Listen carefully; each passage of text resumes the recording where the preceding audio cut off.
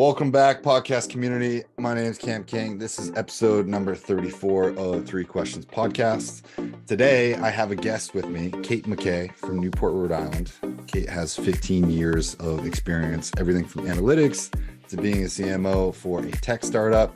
She is here to talk about not only online dating, but also digital marketing skills and the correlation between those two. And she has a number of side projects. Kate, how are you doing today? I'm great. It's always wonderful to be in Newport amongst all the beautiful boats. So thanks for having me. I'm super jazzed to be here. Yeah, no worries. So you've listened to a few of the podcasts. You know how this works, right? We pick three questions we've already discussed and agreed upon. You're going to have 5 minutes each to answer all of those. A lot of the people listening to this, it goes everyone from, I've seen teenagers in Australia listening to this somehow. And then I've seen also like 15, 60-year-olds.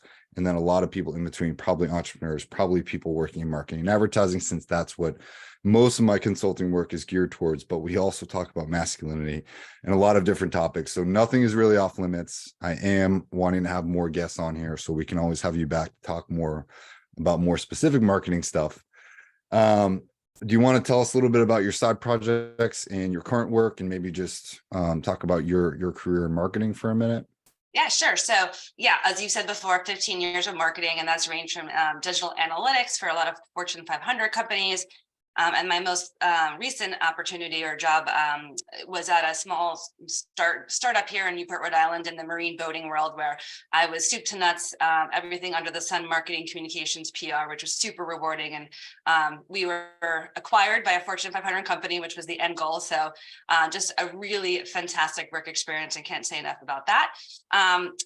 Along the way, so I got married 7 months ago. I actually met my husband in real life during the height of COVID, which happens to who? Oh, nobody.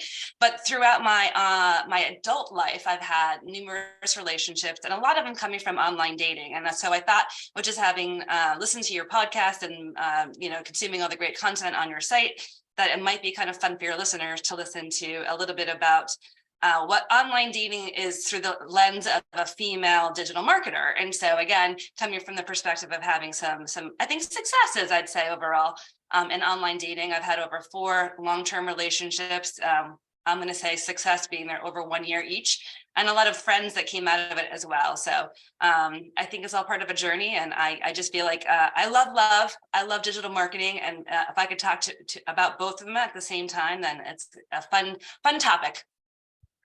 Honestly, I love it. And I think the correlation between marketing and dating is a parallel that more people need to make and realize, because they do go hand in hand, right? You're always flirting, or just perception is reality type stuff. So you have some really good questions on here.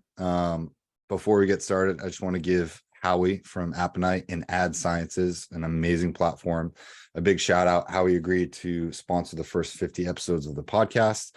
You can find Howie in the Ad Sciences platform at appenite.com. That is APPANITE.com, or Ads Sciences. That is ADSSciences.com.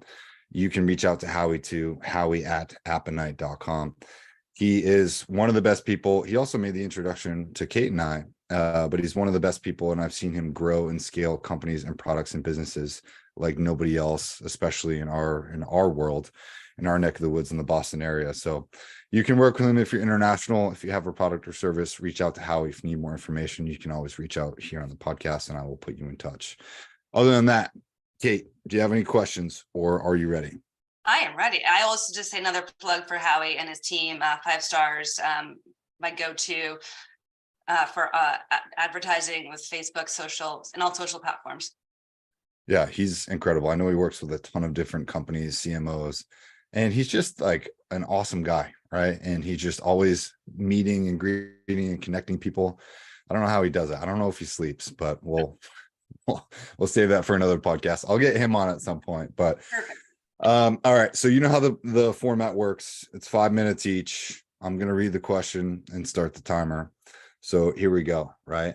Question number 1. How did you apply your digital marketing skills to online dating and your profile? Great question. So I, again, use the lens of of marketing 101. Know your target audience. So who is it that I wanted to appeal to, or in the context of your listeners, who is it that you want to attract in? Now, we all have different flavors, and I do believe that variety is a spice of life. So not everyone's going to want the same thing, but you just want to always put your eye on your target market and what makes them tick. So do the market research, kind of understand the type of look that they might like, what kind of topics they're interested in, and make sure that you're presenting yourself in a similar fashion. I'd say also leveraging the best practices of social media, because we're all on there and their photographs. There is a visual first approach here, very similar to an Instagram or Pinterest, so to speak. But you want to make sure that you're presenting yourself in photos that's your best foot forward, that is going to reel somebody in. Obviously, there's a lot of competition out there. There's a lot of people online dating, which is a great place to meet people who are open to relationships, or maybe it's just a casual situation. But just make sure that you're putting your best foot forward in terms of the visual approach. And I have some strong-minded advice for question number 2 along those lines. Right, authentic content is another, I think, key recommendation. In marketing, of course, you need to know, again, your target market, what makes them tick, but you want to do it in a way that's your own voice and that's really authentic and not just watered down, right? You want to differentiate yourself, what makes you unique. I also, again, going back to the market research, look at your competition, look at the other platforms, the other profiles out there that are kind of similar to maybe somebody searching for you. I saw a ton of people just say the same things. They like going to restaurants, they love traveling, they like spending time with their friends. Snooze. I don't know. That got boring. I feel like I wanted to just, bring out my certain passions and colorful, playful, silly humor. And I'm going to attract somebody who's going to like me for me and all those quirky behaviors. And I felt like, again, that's why I met people I really stuck with. And then they had similar types of personalities, which worked. So you're not bringing in the wrong type of person that wouldn't be the right fit for even, an hour. So that's important. And then, of course, write good stories and use humor. So the humor part, I'd say from a marketing perspective, there's a place for humor. If you're B2B marketing for like a SaaS platform, maybe humor is not where you'd go. But certainly online dating world, making someone smile is that emotional pull and connection that will, I think, have an impact. The last thing I will say is the number one rule almost is test and learn. So rather than just set your profile and forget about it, if you're not attracting the right kind of people that you're looking to meet, then change things up. Experiment with changing out your profile, your lead profile picture, or all the pictures in your profile. Change up the copy. I mean, don't stay stagnant. Always just test and learn, which is one of my favorite things about digital marketing is as you can have a different impact with a different type of content and visuals that you put out there. No, I completely agree with you. I think when it comes to online dating, which I abhor, right? Every girl that I have dated, I've met in real life, and my profiles have always been trash.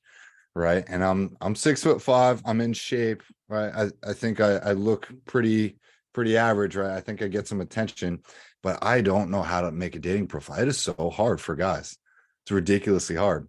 And when you think about it from a digital marketing perspective, it's like, you're putting your product out there.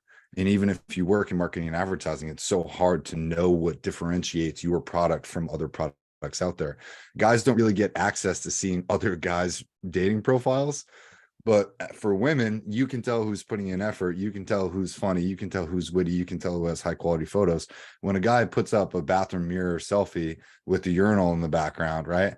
Like, we don't know that most other guys don't have that, right? Or a guy holding up a fish picture. Like, how many guys have that? And women hate that.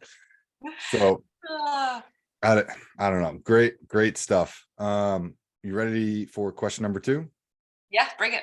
Which I think is super cool too. So question number 2, from your experience now in online dating, what advice do you have for guys like me with their profiles? We need your help. What you got? I think you alluded to my number one, and if I can help every man out there who has an online dating profile, and or just one individual, please take down any selfie of you in the bathroom. I mean, we just tear you apart, the girls on the sidelines. And like, I can't tell you like how many funny text threads I've had about, laughing at somebody who has another picture. It's like, how many selfies are on the profile, and half of them are taken with a urinal in the background. It's just a no-no. What is sexy about a urinal? What is sexy about a selfie in a bathroom? So again, this is where I go back to the target market. What would you want to attract? Think about it from the other's perspective. I'd say in general, max one selfie. You want to have a variety of different pictures, some with friends to show your social and cool places you like to travel. Dead fish, again, I can't tell you the number of times my gal pals have, and a lot of them are on online dating, have just made fun of guys with fish. So, I want you to be you. I'm not trying to curate something that's a false identity, but I'm just trying to give some helpful tips here. And the other thing I would just say is, get a female that you trust who has a good eye and a gal pal of your own, and just have them take some recent pictures, have them, help you. Don't do it alone. It doesn't have to be something you suffer through, but like getting the opposite, if you're looking to attract the opposite sex, of course, if you have somebody you trust, do it together or have them write it for you. And then you can, be the editor of it. My 2 cents. Yeah, it's so hard. There's no guys learn primarily, and I work with a lot of men. I know guys, and guys learn the best when we make mistakes. But it takes another guy or a very special gal pal or a friend or a girlfriend or a breakup or a job loss, whatever sort of lesson we learn from those, and we change and adapt and improve. Majority of men. And I think it's very unique to that. There's a great book on this called The Lucifer Principle, and it's all about how men are kind of disposable in terms of like how nature has evolved. Fascinating concept, but I really think that guys learn the best by making mistakes, and we have to be held accountable to mistakes. Like putting a selfie of you on a dating profile, holding up a fish, right, to majority of women who don't really care about fishing is probably a no-no. And then having these bathroom urinal selfies. But hey, if you're attracting the right kind of gal in with that, I mean, if it works for you, go for it. I'm just telling you from my own experience and from a lot of the gals over the years that I've been friends with. And yeah, we have to make mistakes in life. That's how we learn and we course correct.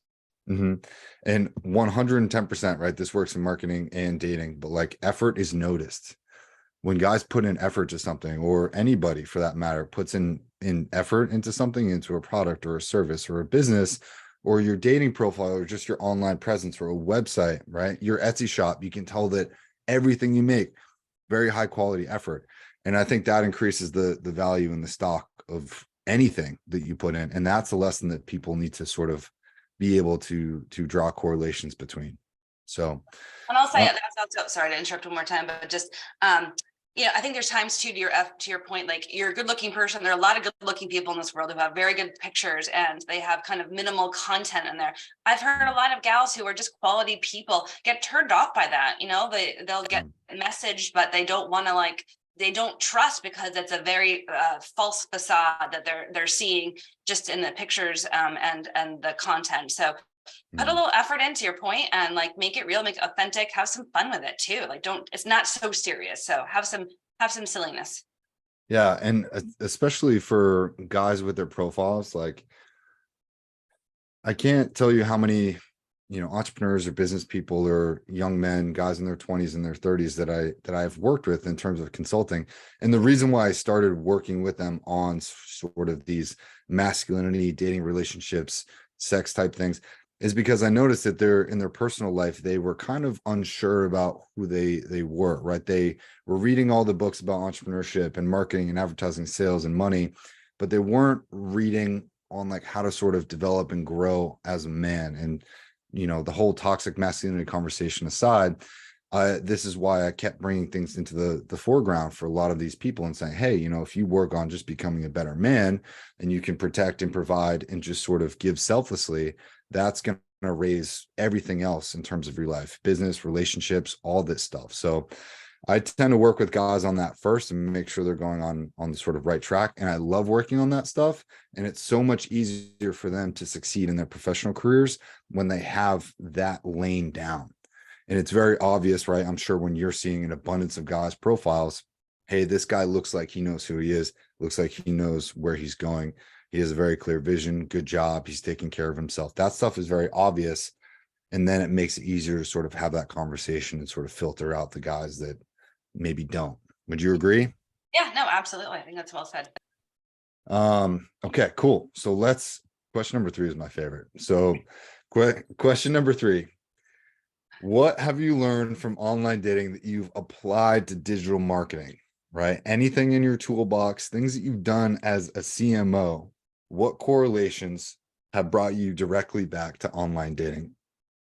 Yeah, well, I think it just like you're not for everyone, right? Not every single person that we date is going to fall in love with us. And that's okay. Like it's totally okay. So in other words, in marketing speak, like know your target audience. Don't try to appeal to everybody. Pick a niche audience that you really feel like is your strongest target market and speak their speak, appeal to them, do the market research, understand their pain points, what the gaps in the market exist, what are their wants, their psychology, their demographics, and really hone in there. Yes, in the process, you're going to turn off some people to your business, your products, your services, and that's okay because the right target market will hear you and they'll feel like you're correctly talking to them, which will then become a marketing qualified lead. So in other words, again, in marketing, you're just going to have to say, I don't expect everyone to fall in love with me, and that's okay. Mm-hmm. That's awesome. You hit the nail on the head.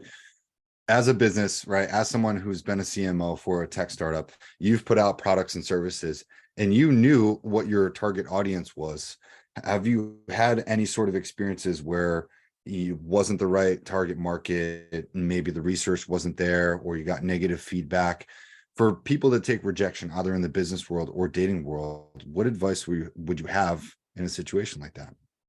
Yeah, well, I think if we and maybe this is an indirect way of answering the question, but if we don't appeal to our target market, if we try to do a widespread offering, and so we have, my last job again was in the boating world, so we could apply to all, or try to appeal to all boaters and all boat types, but then may become watered down because a sailor doesn't have the same needs or pain points as a motorboat owner. So you have to really pick your swim lane, pun intended, and make sure that you're using the right vernacular and talking to them in a way that resonates. Otherwise, again, you become watered down, pun intended.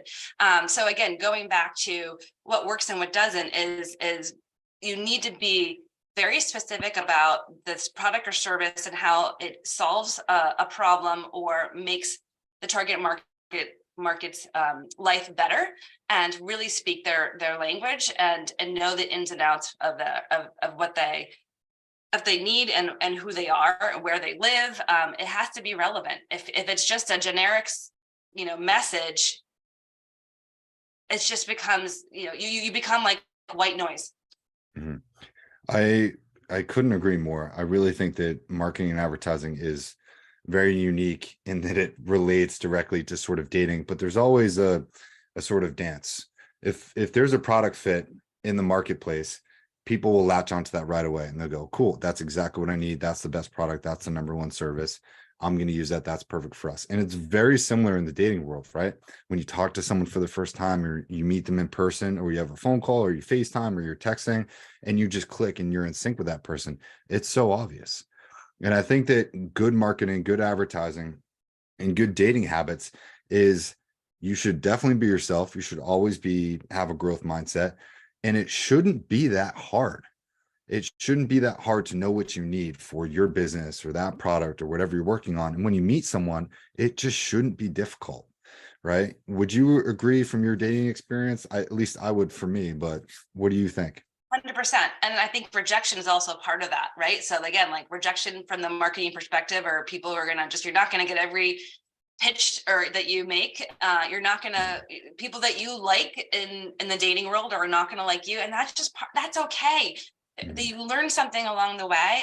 They're near misses. And sometimes it'll take 7 months before you realize you're just not meant to ride off into the sunset. But I feel like you gain something, you learn something about yourself. You take a part of a wonderful dance in this crazy world that we live in, and you connect with a human being, and there are memories and smiles and things that are brought forward that if you hadn't met that person and taken that chance, you would be missing out. So again, I think so highly of so many people I've met along the way in my online dating journey, and even if they weren't the one, I would be sad if I didn't have those memories and connections. So I'm in love with my husband. I found the right person, and I was patient and avoided some near miss or some heartbreak, and I got my heart broken in the process too. But I wouldn't trade all of the other experiences for anything. It makes me a richer, more exciting, and a lot more love in my life over the long haul. And on that note, right, because I think we've all been through that really, really hard heartbreak. I think that is so mature for like spiritual. I think it's very necessary for spiritual growth. And that's a whole other rabbit hole. But in today's world, it's a bonus question. I think a lot of people have a hard time accepting rejection, right? I know that I've pitched a bunch of big tier 1 clients, Adidas, Nike, VH1, Jordan, Louis Vuitton, and I've lost these pitches like to my face, or they've told us like no, or we find out after and we spent months on a pitch or something. And those kinds of rejections are hard. I've been broken up with in 2 serious relationships, and those were very hard. And I think for people, if they're dating, this might be a younger generation thing too, but how is it that people can accept rejection for what it is? I think a lot of people have a lot of difficulties for that. And what would you say to people that maybe haven't been rejected or are being rejected for the first time, or just suffered a really hard rejection? What would you say to those people? Yeah, no, I love this topic because I've done a lot of soul searching, and also reaching out to people who I trust, and I really lean into my spiritual side. So Kim, you and I haven't talked about this, but I got my yoga teacher training, and I have explored in my 30s after a couple of heartbreaks, just like really went deep inside myself, took some time off from dating to reflect and really make sure I liked myself, and I was in love with myself, not in a narcissistic way, but that like Right. I want to be what I want to attract, right? And so if I don't love myself, how could I possibly give it out or expect other people to meet me where I was? So I've done some hard work, and I really feel like that rejection is just something. It's a human experience. No one on this planet avoids rejection. It's just a hard fact. We have suffering. We have a lot of joy in our life. It's just the human experience. I firmly believe that redirection is protection and redirection, right? So it prevents you from going down and spending too much time on a path that's not meant for you. Now, you can, if you believe in God, and I personally do, a higher source, what have you, you can look at it from that way. But it's just, I do believe that there's some kind of divine or spiritual journey that you're meant to have. And this thing that you might want so bad is actually protecting you, because there's something else out there that you are meant to experience, or someone else you're supposed to meet, something you're supposed to do. And so if you put that lens on, it takes away the sting so much better. I'm not saying it's not hard and heartbreaking, but like it takes away a sting that just have faith. You can't see around the corner. We don't have a crystal ball, but there's other things awaiting you that are bigger, better, and more profound. That's all people need to know. And I think it takes you going through that to be really be able to embrace that and live that and share that message with others. So I can tell you've put the work in, and I commend you for that. Other than that, that's all I have for 3 questions. I just want to say thank you for coming on. We should definitely do this again. I know you have a lot going on, but would you like to let people know how to reach you or get in touch with you, or ways to keep following you? Yeah. So now that everyone's heard my 3 questions, or I guess I got a bonus 4th, I do secretly or have had this secret wish of being an online dating coach. So I don't know if anybody felt like this was kind of resonating, maybe hit me up or hit Cam up and let me know. Maybe I'll start to explore that. But that's just my secret dream job. But in my real life, again, I am a marketing professional, and you can reach me at katemckay14@gmail.com. I also, being left brain and right brained, I have an Etsy shop with some colorful seashells and photographs, and also have a website for fine art photography in Newport. So if you like sunsets, Newport, anything colorful in around the water, and you want to have something pretty in your foyer, your office, what have you, just take a look at Kate McKay Photos at katemckayphotos.com, and that's MacKay. Awesome. And send that to me in an email. I'll include that. It should be in the description in the box if you're listening to this podcast on Spotify, Google, or Apple Podcasts. And then this will also go on YouTube. I tend to post them like a couple weeks later on YouTube. So find it out there. This is all I have for episode 34. I want to give Howie from Apponite and Ad Sciences another shout out. That'll also be in the description box. And if you have questions about that, you can reach out. Other than that, Kate, great to have you. Thank you for coming on, and we'll get you on in another future podcast. All right. Thank you so much. A lot of gratitude, and namaste. Namaste. See you later.